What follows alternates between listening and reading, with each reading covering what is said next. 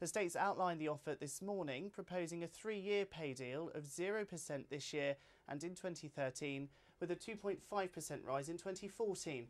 And our reporter Rachel Royce has been following this story throughout the day and joins me now. Rachel, are we really going to see strike action in Jersey then? Well, it's not out of the question, but it is still early days. They are supposedly still in negotiations. But what we saw this morning was an absolutely furious reaction by Unite, which is Jersey's biggest union. It represents around 2,500 state workers, and so what they think holds a lot of sway. They see any pay freeze as equivalent to a pay cut because of inflation. Is that the only reason they're angry, though? Well, the way that the government announced it this morning did take people by surprise, really. A few of the unions hadn't even heard officially what the pay offer was to be, so that did ruffle some feathers. However, I think the main thing, really, the real beef is with the pay freeze itself. And this morning I spoke to Nick Corbell, who's the leader of Unite, and he was pretty much spitting with fury.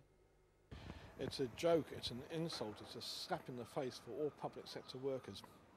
How much will it impact them if it were to go ahead? They're finding it difficult now to meet their commitments financially. They have not had a real terms pay rise for some years. Yes, well, he does certainly seem angry. What sort of pay deal were they expecting? Well, I think all the unions would like something in line with inflation. One union I spoke to this morning said 5.4%, which is obviously a recent inflation level. It's a long way from what the government wants, however. They're trying to reduce costs. Here's what Ian Gorse said earlier. This offer comes from the backdrop of government in effect saying to the community that we will be making savings of £65 million. That was part of an informal contract. We said that we'd make savings right across the states, and at the same time we asked for small increases in taxation. Rachel, where do we go from here then? What's next? Well, hopefully negotiations still. Although strike action hasn't been ruled out, both sides are supposed to be talking to each other still. And strike action is never popular with the public. So really the hope is that the two sides, well, more than two sides, because there's several unions involved, of course, that they will find a deal. OK, for now, Rachel Royce, thanks very much indeed. This year's partnership bonus percentage is...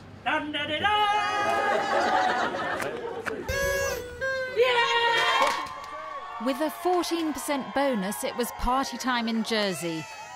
And in Guernsey too. It was the first time staff had received a bonus since the supermarket chain opened its stores on the islands last year. The bonus was agreed despite a fall in profits. It applies to everyone from top management to checkout assistants. It's a great day for all of us. We've worked really hard for it and, well, made up, absolutely chilled. And what are you going to spend it on? To visit my family in Ireland and driving lessons. There was a lot of speculation when Waitrose first opened in the Channel Islands about how well they would do here. Had they opened too much too quickly in a market they didn't really understand? Today's figures show operating sales up 8%, but that's for the UK as a whole. Waitrose don't want to reveal how they're doing here, other than to say they're very pleased so far. What is clear is that the arrival of Waitrose has brought competition to other food retailers like the Co-op. It's had a fairly profound impact on retailers generally in Jersey and in Guernsey too, to be fair, both positive and negative.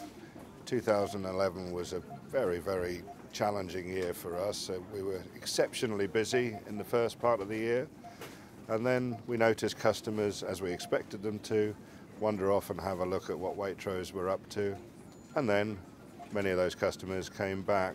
Waitrose has tried to bring business to the islands by using local suppliers, but the demands of the large chain don't make that easy, as Guernsey beef farmer Ray Watts discovered. They're looking for a particular breed, particularly Aberdeen Angus, and they only want the hindquarters. So obviously that leaves one with all the forequarters to dispose of. This year's bonus was the lowest Waitrose has paid out in 3 years. Last time staff got 18%. But that didn't dampen the party spirit. Staff were just delighted to have their share of the Waitrose cake. Rachel Royce, BBC Channel Islands News. Connex has been running the island's buses for 10 years, but now all that may change.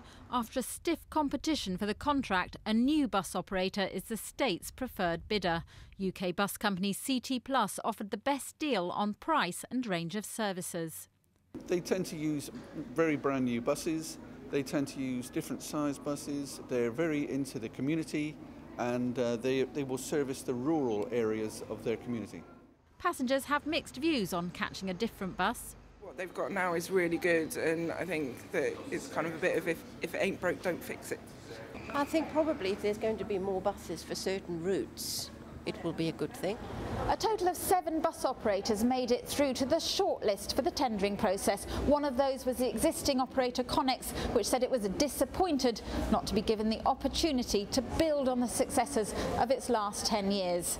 In a statement today, it said that included an increase in passenger numbers from 2.4 million in 2002 to 3.4 million last year.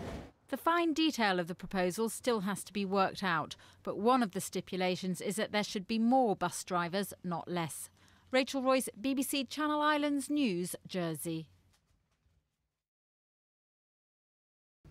The Sanctuary Kitchen is a place where residents come and go, often meeting for a chat. The social life here was one of the aspects that helped Kenny Donnelly, a taxi driver, get back on his feet. I had this, probably we call a slight breakdown. Wasn't paying my bills in time, putting a lot of weight, so I lost my apartment and I had nowhere to go. There was nowhere at all in Jersey for someone in our position. I wasn't dysfunctional, I just had came on a hard time for a short time. The Sanctuary offers comfortable rooms, but last night someone in need spent the night on the sofa. The refuge is so in demand, it's bursting at the seams. We've taken between 5 and 7 rooms at one area. We are negotiating another 8 rooms in this area for the beginning of March.